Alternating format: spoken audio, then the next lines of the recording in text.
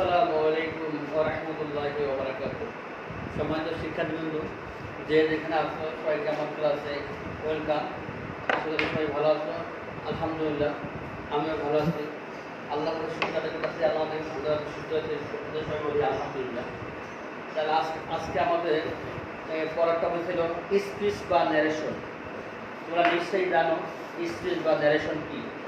তো হয়তো এর আগে তোমরা এই সম্পর্কে অনেক ধারণা পেয়েছে বা এটা অনেক তোমাদের আইডিয়া আছে। আজকে আমরা স্পিচ বা ন্যারেশন সম্পর্কে আলোচনা করব। স্পিচ বা ন্যারেশন শব্দের অর্থ হল উক্তি, কথা, বক্তব্য। উক্তি, কথা বা বক্তব্য। আমরা কি বলবো ন্যারেশন কাকে বলে? হয়তো তোমরা অনেকে পারো, তো আমি বলে দিচ্ছি। কোন বক্তার বক্তব্যকে ন্যারেশন বলে। কোন বক্তার বক্তব্যকে ন্যারেশন বলে। কোন বক্তার বক্তব্যকে স্পিচ বা ন্যারেশন বলে। ন্যারেশন বলে। যেমন he said I am well. সে বলল যে আমি ভালো আছি। এখন আমাদের বলতে হবে যে একটা ন্যারেশনের দুইটা অংশ। একটা ন্যারেশনের দুইটা অংশ, একটা হলো রিপোর্টিং ভার্ব আর একটা হলো রিপোর্টেড স্পিচ। রিপোর্টিং ভার্ব আর রিপোর্টেড স্পিচ। রিপোর্টেড স্পিচের আগে যে ভার্ব থাকে সেই ভার্বটাকে বলা হয় রিপোর্টিং ভার্ব। রিপোর্টেড স্পিচের আগে যে ভার্ব থাকে সেই ভার্বটিকে বলা হয় রিপোর্টিং ভার্ব। এটাকে সঙ্গে বলা হয় আরভি, রিপোর্টিং ভার্ব। আর এ রিপোর্টিং আর ভিতে ভার্ব। আর ইনভার্টেড কমার ভিতরে যে অংশ থাকে সেই অংশটাকে বলা হয় রিপোর্টেড স্পিচ। ইনভার্টেড থাকে সেই অংশটাকে আর এস। আর এস রিপোর্টেড আর এস হলো স্পিচ, রিপোর্টেড স্পিচ। তাহলে আমরা দেখলাম যে একটা ন্যারেশনের, একটা ডিরেক্ট ন্যারেশনের দুইটা অংশ, অথবা একটা ন্যারেশনের দুইটা অংশ, একটা হলো রিপোর্টিং ভার্ব আর একটা হলো রিপোর্টেড স্পিচ। রিপোর্টেড স্পিচের আগে ভার্ব থাকে রিপোর্টিং ভার্ব, আর ইনভার্টেড যে অংশ থাকে রিপোর্টেড স্পিচ। এবার আমরা দেখব যে ন্যারেশনের প্রকার। নিশ্চয়ই জানি যে ন্যারেশন কত প্রকার। তোমরা অবশ্যই কথা বলবা ন্যারেশন হলো দুই প্রকার। আমরা জানি ইংলিশে ন্যারেশন দুই প্রকার। ইহা দুই প্রকার।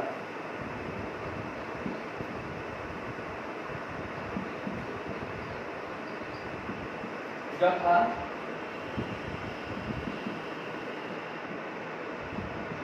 ডিরেক্ট স্পিচ, দুই নাম্বার ইনডিরেক্ট স্পিচ।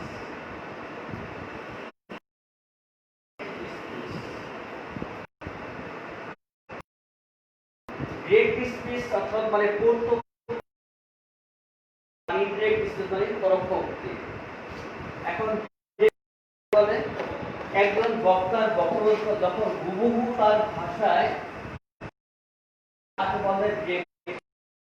একজন বক্তার বক্তব্য হুবহু যখন তার ভাষায় প্রকাশ করা হয় তখন ডিরেক্ট স্পিচ। আমি আবার বলতেছি, বক্তার বক্তব্য প্রকাশ করা হয় তখন তাকে বলে ডিরেক্ট স্পিচ। আমি উদাহরণ দিচ্ছি, he said I am ready. এটা হলো ডিরেক্ট স্পিচ। আর ইনডাইরেক্ট স্পিচ কাকে বলে? একজন বক্তার বক্তব্যকে যখন অন্যের ভাষায় প্রকাশ করা হয় তখন তাকে বলে ইনডাইরেক্ট স্পিচ। একজন বক্তার বক্তব্য যখন অন্যের ভাষায় প্রকাশ করা হয় তখন তাকে বলে ইনডাইরেক্ট স্পিচ।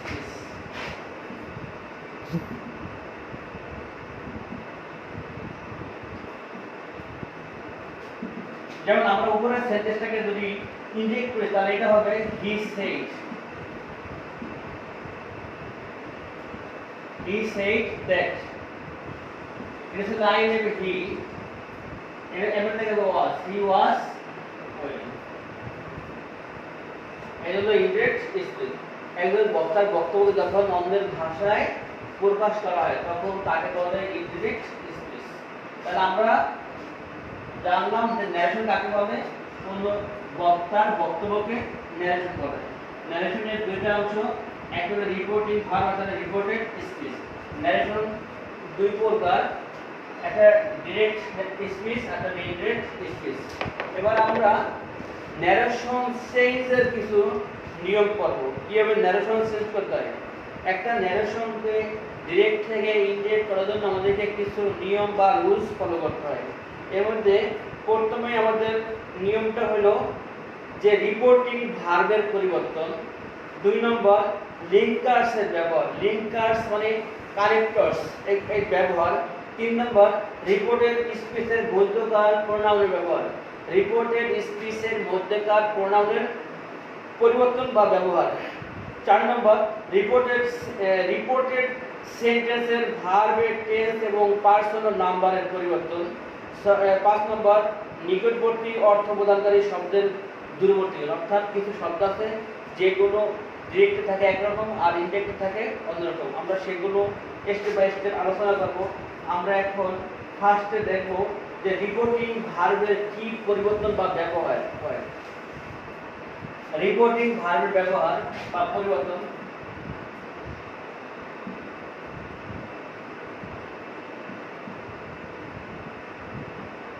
রিপোর্টিং ভার্বের পরিবর্তন বা ব্যবহার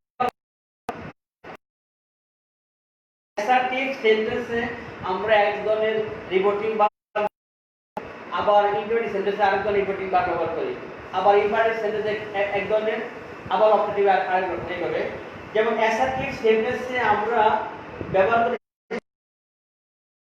আর যদি অ্যাসার্টিভ সেন্টেন্সে রিপোর্টিং ভার্ব অবজেক্ট থাকে আমরা ব্যবহার করি টেল বা টোল ইন্টারোগেটিভ সেন্টেন্সে আমরা সাধারণত আস্ক অথবা inquire or want to know এই ভার্বগুলো ব্যবহার করি ইম্পারেটিভ সেন্টেন্সে আমরা অর্থ অনুসারে ব্যবহার করি রিকোয়েস্ট অথবা অর্ডার অথবা কমান্ড অথবা অ্যাডভাইস অথবা সাজেস্ট বা প্রপোজ রিকমান্ড প্রোহাইবিট অথবা ফরবিট অথবা আস্ক অথবা টেল এর যে কোনো একটা ভার্ব আমরা ইম্পারেটিভ সেন্টেন্সের অর্থ অনুসারে আমরা এই ভার্বগুলো ব্যবহার করি এরপর অপারেটিভ সেন্টেন্সে আমরা অর্থ অনুসারে আর এক্সক্লামেটরি সেন্টেন্সে আমরা ব্যবহার করি কেলিং অথবা কেরাই অথবা শাউট আর ভাব অনুযায়ী এগুলোর সাথে আমরা উইথ জয় অথবা ইন জয় উইথ সরো অথবা উইথ গ্রিপ অথবা ইন গ্রিপ অথবা উইথ সারপ্রাইজ অথবা ইন সারপ্রাইজ এই যে কোনো ফ্রেজ ব্যবহার করি এরপর লিঙ্কার্সের ব্যবহার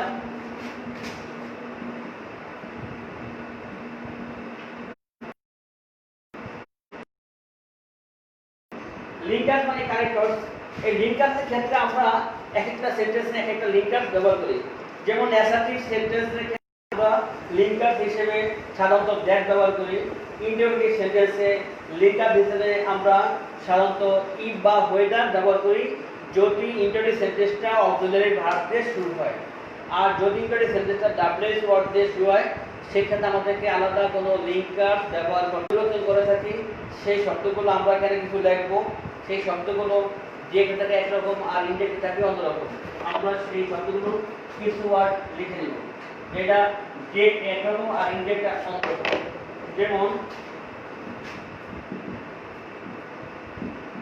যে থাকে একরকম আর ইনডেক্টে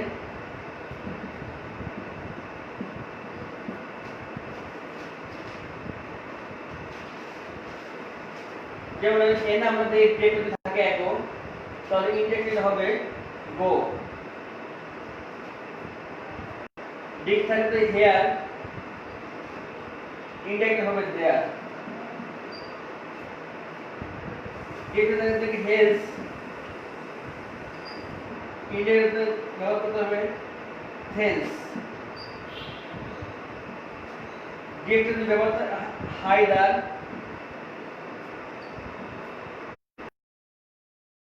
এটা হবে থাইদার,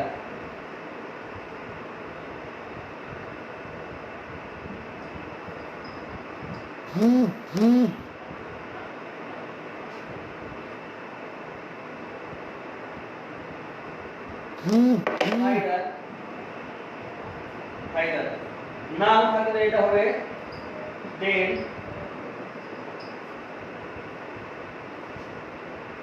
দাস, টিএইচ দাস থাকলে এটা হবে দোষ।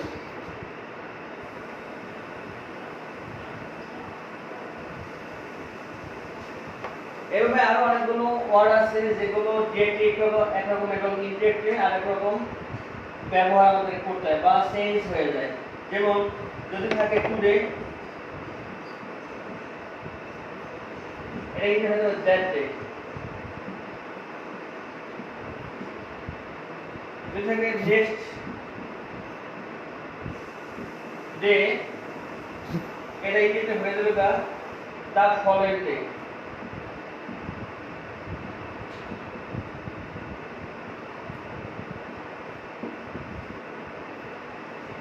যদি থাকে দিস,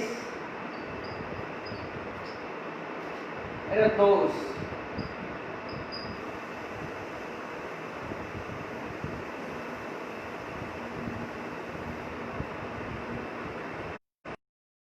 থাকলে হবে সো, এটা যদি থাকে দাস, এটা সো। যদি থাকে লাস্ট,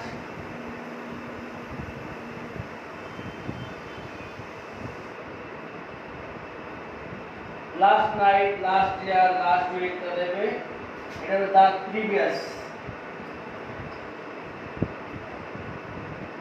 লাস্ট টাইম হয় প্রিভিয়াস। আর যদি টুমরো, তাহলে হবে দা নেক্সট বা দা ফলোইং। টুমরো, TOMO,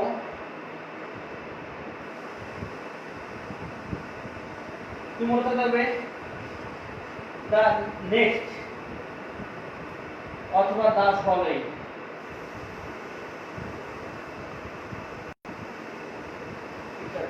এরকম আরো কিছু ওয়ার্ড আছে আমাদের যেগুলো তোমরা বই থেকে শিখে নিতে। বইটা আরো ডিটেইলস দেওয়া আছে, আমি এখানে যেগুলো বেসিক ওগুলো লিখছি, বই থেকে আমরা এগুলো ডিটেইলস শিখে নিব। এখন আমরা শিখব অ্যাসার্টিভ সেন্টেন্সের ন্যারেশনের নিয়ম বা রুলস। আমরা এখন দেখব অ্যাসার্টিভ সেন্টেন্সের ন্যারেশনের রুলস।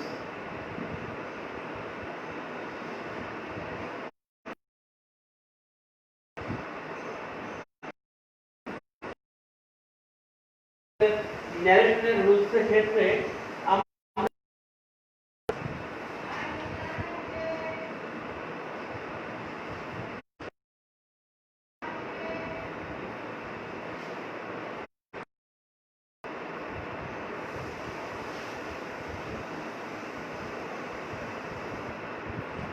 অ্যাসার্টিভ সেন্টেন্সকে যদি আমরা ডিরেক্ট থেকে ইনডাইরেক্ট করতে চাই, সেক্ষেত্রে আমাদের ইনডাইরেক্ট করার সময় আমাদেরকে লিঙ্কার হিসেবে দ্যাট ব্যবহার করতে হবে। আমরা দ্যাট ব্যবহার করব। তবে যদি রিপোর্টিং ভার্বের পরে অবজেক্ট থাকে,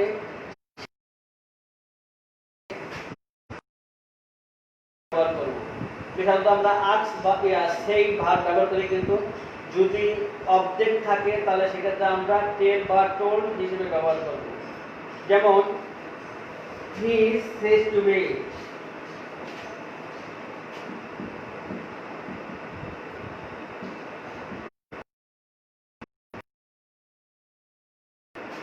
he says to me,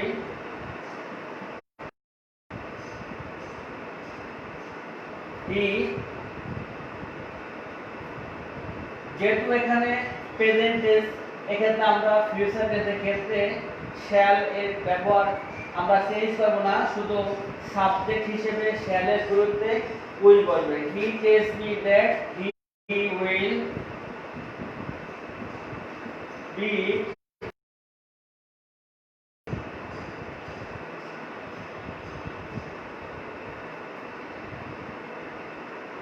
him. He tells me that he will beat him. He tells me that he will beat him. আমরা একটু সেন্টেন্সটাকে আবার একটু দেখে নেই, আবার লিখে নেই।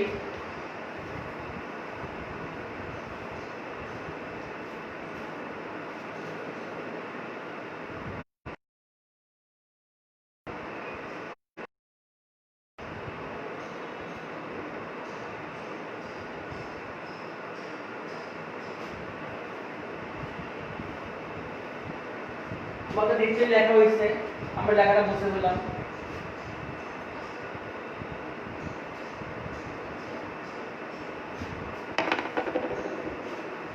এরপর আমরা আরেকটা উদাহরণ দেখি। অ্যাসার্টিভ সেন্টেন্সের ন্যারেশন চেঞ্জের নাম্বার 2, ইনডিরেক্ট রূপান্তর করতে সাধারণত রিপোর্টিং ভার্বের পরে সে বা টেল ব্যবহার করে, কিন্তু যেমন রহিম said I expect I shall gain success in life, আমাদের কোনো প্রয়োজন নেই এটা।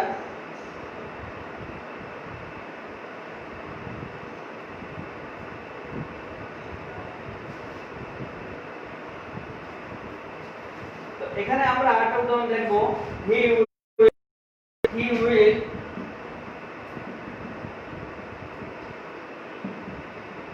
shine in life। এটা ডিরেক্ট স্পিচ, এখানে কোনো স্পিকার নেই এবং রিপোর্টিং ভার্ব নাই। তবে এখানে আমাদেরকে স্পিকার যদি না থাকে সেক্ষেত্রে আমাদেরকে লিখতে হবে the speaker said to the person that. তা এখানে আমাদেরকে স্পিকার যদি না থাকে, রিপোর্টিং ভার্ব না থাকে, সেক্ষেত্রে আমাদেরকে লিখতে হবে, একটা বাই থেকে আনতে হবে the speaker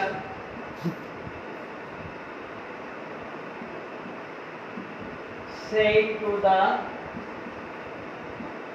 person that। The speaker said to the person that he would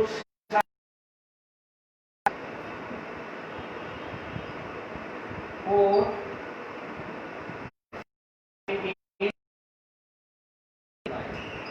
যদি ডিরেক্ট ন্যারেশনে ভার্ব এবং স্পিকার না থাকে সেক্ষেত্রে আমাদেরকে এই প্রথম অংশটুকু পুরোই বাই থেকে আনতে হবে।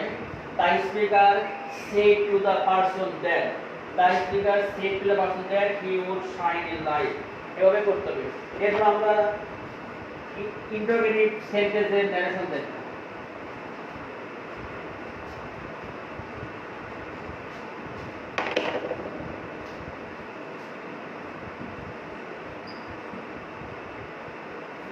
Interrogative sentence in narration। Interrogative sentence আমাদেরকে কি করতে হবে? রিপোর্টিং ভার্ব হিসেবে ask অথবা inquire অথবা want to know এই ভার্বগুলো আমাদের ব্যবহার, আর লিঙ্কার হিসেবে আমাদেরকে আনতে হয় if বা whether। ইন্টারোগেটিভ সেন্টেন্সটা অপশনের ভার্ব দিয়ে শুরু হয়, আর যদি ইন্টারোগেটিভ সেন্টেন্স ডাব্লিউ দিয়ে শুরু হয় তাহলে সেক্ষেত্রে আমাদেরকে লিঙ্কার্স ব্যবহার করতে হয় না। তাহলে আমরা কি বললাম, যে ইন্টারোগেটিভ সেন্টেন্সের ন্যারেশন শেষ হয়ে থাকলে আমাদেরকে ভার্ব হিসেবে আনতে হবে ask অথবা inquire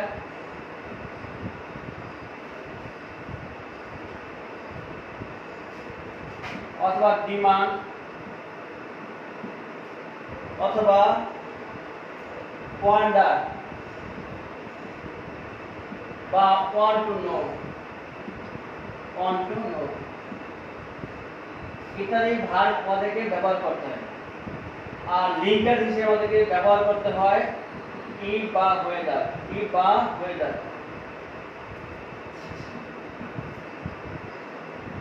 যদি ইন্টারোগেটিভ সেন্টেন্সটা অক্সিলারি ভার্ব দিয়ে শুরু হয়, আর যদি ইন্টারনেট সেন্টেন্সটা আমাদের অর্থে শুরু না হয় সেখানে আমাদের কোনো লিঙ্ক ব্যবহার করতে হয় না। তাহলে এবার আমরা ইন্টারনেট সেন্টেন্সের ন্যারেশনের এক্সাম্পল দেখি, তাহলে আমাদের যদি এটা বুঝতে তাহলে সহজ হবে। যেমন আমি উদাহরণ দিচ্ছি, they said to me, is she dressed?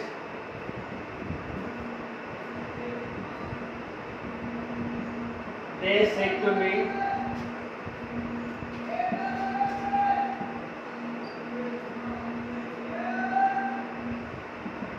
is she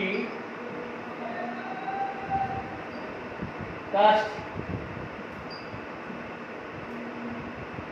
এই কাস্টের একটা সম্প্রদায় যেটা আমরা হিন্দুদের মধ্যে দেখি যে তাহলে এখানে ফার্স্টে ইভেন্ট সেন্টেন্স শুরু হচ্ছে ইজ দিয়ে এস এ অক্সিলারি ভার্ব, এখানে আমরা লিঙ্ক আপ হিসেবে ইজ বা ওয়েদার ব্যবহার করব। তাহলে এখানে আমরা ফার্স্টে লিখতে হবে দে আস্কড, যেটা পাস্ট টেন্স আছে, দে আস্কড মি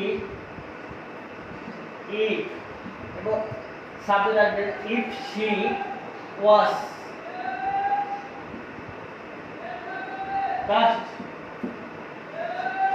তাহলে আমরা কি দেখলাম, ইন্টারোগেটিভ সেন্টেন্সের জেড থেকে ইন্ডিকেট করার সময় আমাদেরকে ভার্ব হিসেবে আস্ক আমরা ব্যবহার করলাম, যেহেতু এখানে পাস্ট টেন্সের জন্য আমরা পাস্ট টেন্স আসলাম, আর এখানে আমরা লিঙ্কার হিসেবে ব্যবহার করলাম ইফ বা ওয়েদার। আমরা এখানে কি ব্যবহার করছি, যেহেতু ইন্টারোগেটিভ সেন্টেন্সটা শুরু হয়েছে অক্সিলারি ভার্ব দিয়ে, এজন্য আমরা অক্সিলারি ভার্ব দিয়ে সেন্টেন্স শুরু হলে সেক্ষেত্রে আমরা ইফ বা ওয়েদার ব্যবহার করব।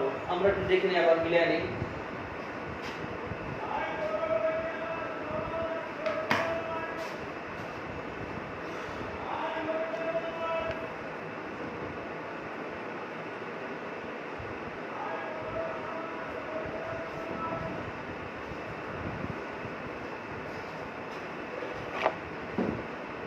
যে আমরা আমাদের লেখাটা বুঝতে চাই, এখন আমরা এর পরের উদাহরণ দেখতেছি।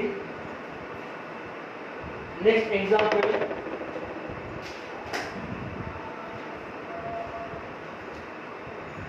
we said to him,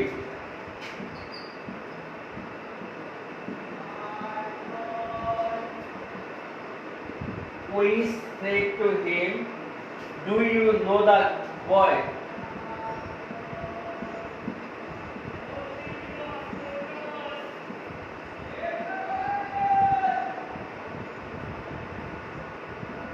We said to him, আমরা তাকে বললাম, do you know the boy? তুমি কি বালকটাকে চিনো? তো এখানে আছে পাস্ট টেন্স, তাহলে আমরা এখানে ফার্স্টে লিখব we, এগুলো হচ্ছে asked, we asked him, এখানে টু উঠে যাবে, we asked him। এবার এখানে do শব্দের ভার্ব, এজন্য আমরা এখানে কি ব্যবহার করব, লিঙ্কার হিসেবে আমরা কি ব্যবহার করব, if। we asked him if, এবার লিখব সাবজেক্ট you, if you, এটা ছিল নো, এটা ছিল নিউ, if you knew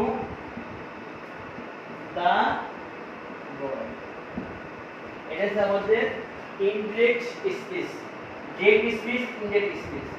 আমরা আরেকটা উদাহরণ দেখব,